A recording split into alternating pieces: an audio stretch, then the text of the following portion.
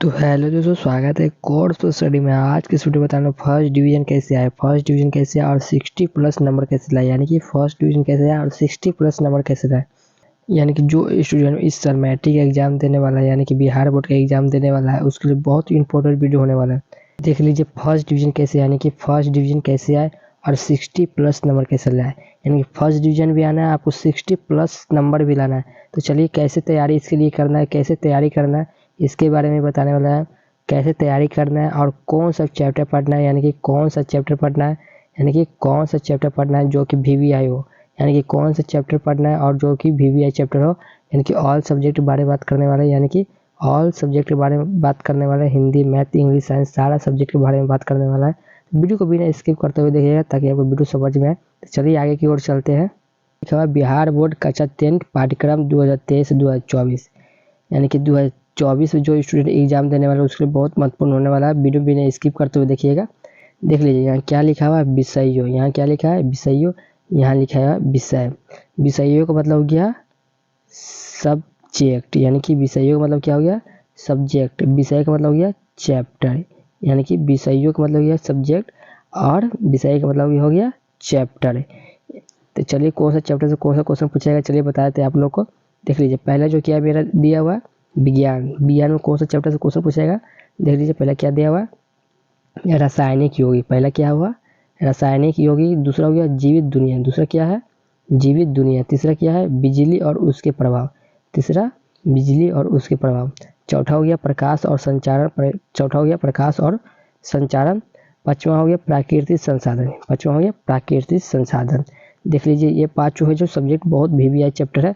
अगर आपको ज़्यादा टाइम मिला है तो इससे भी आगे चैप्टर याद कर सकते हैं, तो इसीलिए हम याद ही लिख दिए। तो चलिए आगे की ओर चलते हैं। तो देख लीजिए मेरा क्या दिया हुआ आगे, देखिए मेरा आगे क्या दिया हुआ है, देखिए अंक शास्त्र। अंक शास्त्र दिया हुआ है आगे। तो चलिए आपको बताते हैं अंक शास्त्र किसे कहते हैं। अंक शास्त्र उसे कहते हैं जो कि मैथ है मेरा सब्जेक्ट, यानी कि अंक को जोड़ता है उसको अंक शास्त्र कहते हैं, यानी कि मैथ। तो देख लीजिए पहला मैथ में कौन सा सब्जेक्ट है, चैप्टर यानी कि है। देख लीजिए पहला क्या है मेरा, संख्या प्रणाली। पहला क्या पढ़ना है, संख्या प्रणाली हो गया। दूसरा हो गया त्रिकोणमिति। तीसरा हो गया निर्देशांक ज्यामिति। तीसरा क्या हो गया, निर्देशांक ज्यामिति। चौथा हो गया ज्यामिति। पांचवा हो गया क्षेत्रमिति। पांचवा हो गया क्षेत्रमिति। छठा हो गया आंकड़े। सातवां हो गया बीजगणित। यानी कि ये जो चैप्टर है बहुत VVI चैप्टर है। अगर आपको ज़्यादा समय मिला हुआ है तो आप लोग इससे ज़्यादा भी चैप्टर रिवीजन कर सकते हैं। इसी कारण हम याद ही यहाँ पर लिख दिया है। तो चलिए आगे की ओर चलते हैं। देखिए आगे मेरा क्या है, हिंदी। हिंदी में चलिए बताते हैं हिंदी में कौन सा पढ़ना है। देखिए पहला जो अनदेखा मार्ग। अनदेखा मार्ग का मतलब क्या होता है, ऑब्जेक्टिव क्वेश्चन। अनदेखा मार्ग का क्या मतलब होता है, ऑब्जेक्टिव क्वेश्चन। दूसरा हो गया व्याकरण। व्याकरण आप लोग तो बचपन से बनाते आ रहे हैं, वो तो बना ही लीजिएगा। तीसरा हो गया लिखना। तीसरा हो गया लिखना। लिखना का मतलब क्या हो गया, गंधास रहता है उसी को पढ़कर आंसर देना रहता है, उसी को बोलते हैं लिखना। चौथा हो गया पाठ्य पुस्तक। चौथा क्या हो गया, पाठ्य पुस्तक। पांचवा हो गया अनुपूरक पाठ्य पुस्तक। पांचवा क्या हो गया, अनुपूरक पाठ्य पुस्तक। अनुपूरक पाठ्य पुस्तक का क्या मतलब हुआ, यानी कि जो स्टूडेंट आवेदन पत्र लिखते हैं ना और निबंध लिखते हैं उसी को अनुपूरक पाठ्य पुस्तक बोलते हैं। और पाठ्य पुस्तक मतलब इसमें से दो चार क्वेश्चन याद कर लीजिएगा और ये तो हिंदी में अपने से नंबर उठा लीजिएगा, कम से कम ऑब्जेक्टिव रिवीजन कर लीजिएगा। इसमें से 80 प्लस नंबर आप उठा लीजिएगा, इसमें 80 प्लस नंबर उठा लीजिएगा। सिर्फ इस पर दिमाग रहना चाहिए। अगर आपको 80 प्लस नंबर उठाना है तो यहाँ तक डिस्क्रिप्शन में लिंक है, उस वीडियो को जाकर देख लीजिए। यह रूल है जो हिंदी, अंग्रेजी, संस्कृत तीनों में लागू होता है। चलिए आगे चलते, आगे मेरा क्या दिया हुआ है चलिए बताते हैं आप लोग को। देख लीजिए आगे क्या दिया हुआ है। आगे जो अंग्रेजी। अंग्रेजी में कौन कौन क्या क्या पढ़ना है, देख लीजिए पहला क्या है, पढ़ना है। पढ़ना है। दूसरा हो गया लिखना है, इसमें भी गंधास रहता है उसी को लिखना है इंग्लिश में। तीसरा हो गया व्याकरण और अनुवाद यानी कि ट्रांसलेशन। चौथा हो गया मेरा क्या, पाठ्य पुस्तक, यानी कि पाठ्य पुस्तक से क्वेश्चन पूछा जाएगा। पांचवा हो गया अनुपूरक पाठक, यानी कि इसमें भी आवेदन पत्र रहता है और निबंध रहता है अंग्रेजी में लिखने के लिए। ये जो है रूल है ना हिंदी, अंग्रेजी और संस्कृत तीनों में लागू होता है। तो चलिए आगे की ओर चलते हैं। तो आगे मेरा क्या दिया हुआ, संस्कृत। संस्कृत में कौन सा क्या क्या पढ़ना देख लिया। अनदेखा मार्ग ऑब्जेक्टिव क्वेश्चन।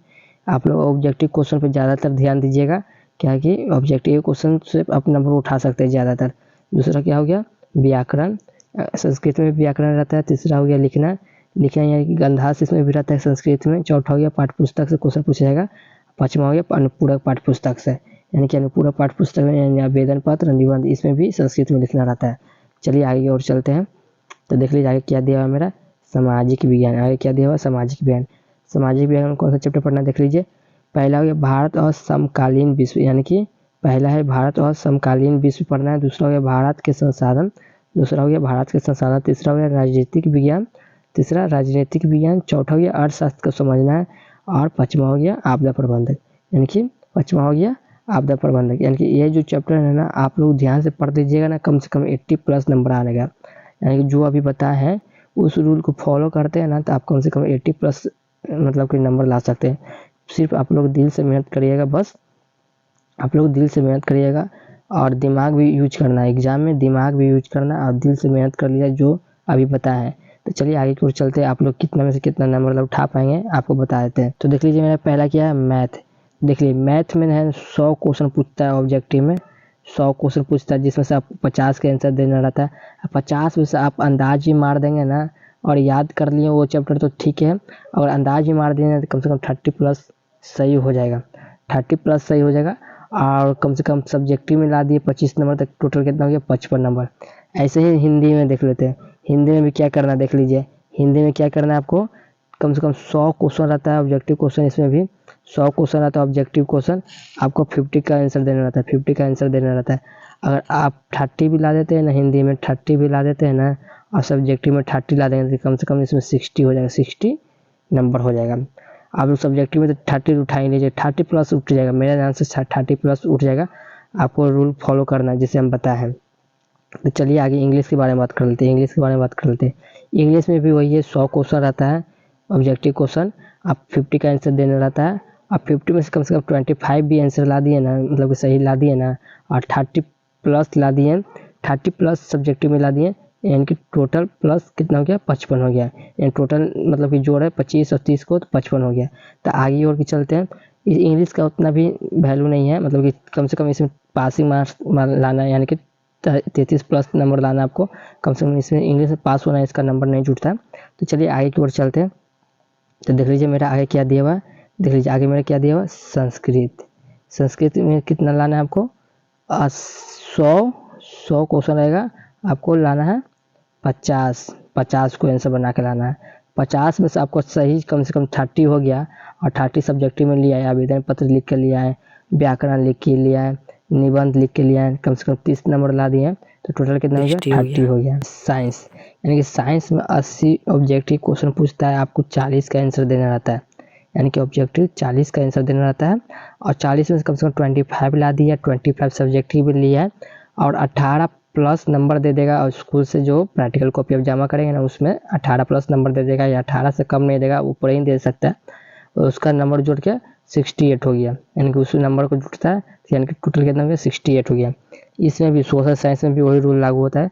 इसमें भी 80 ऑब्जेक्टिव क्वेश्चन पूछता है, 40 का आंसर देना रहता है। 40 में से 25 भी ला दिए और सब्जेक्टिव में ला दिए 25, और प्रैक्टिकल कॉपी में 18 मिल गया, तो इसमें भी 68 हो गया। और टोटल का काउंट करेंगे ना, देख लीजिए आप लोग टोटल को क्या करेंगे, टोटल का काउंट करेंगे ना, देख सकते हैं आप लोग, छोटा कर देते हैं, आप लोग को देखने में अच्छा लगेगा, मतलब नज़र आएगा। तो देख लीजिए टोटल काउंट करेंगे ना, कम से कम 366, यानी 366 टोटल नंबर आ रहा है। यानी कि फर्स्ट डिवीजन कितना पे रहता है, फर्स्ट डिवीजन कितना पे रहता है आप लोग को, फर्स्ट डिवीजन रहता है 300+ नंबर पर। 300 ला दीजिएगा तो आप लोग फर्स्ट डिवीजन का लाइएगा, यानी कि ये 300 से प्लस नंबर है, यानी कि 366 है, यानी कि 366 नंबर है। तब ये 300 से ज़्यादा है, तो यानी कि फर्स्ट डिवीजन आपको रखा हुआ है। यानी कि आपको दिल से मेहनत करना है, और हम क्या बोल रहे थे 30 मतलब 60+ नंबर आने के लिए 60+ नंबर हो गया, 60+ नंबर हो गया। देख सकते हैं आप लोग 366 आया है, यानी 60+ नंबर आ गया। आप फर्स्ट डिवीजन भी आ गया, आपको प्रूव करके दिखा दिया ना। वीडियो में इतनी सारी जानकारी था। वीडियो अच्छा लगा तो वीडियो को लाइक कर दे, चैनल को सब्सक्राइब कर दे। मिलते हैं नेक्स्ट वीडियो में, तब तक के लिए बाय बाय।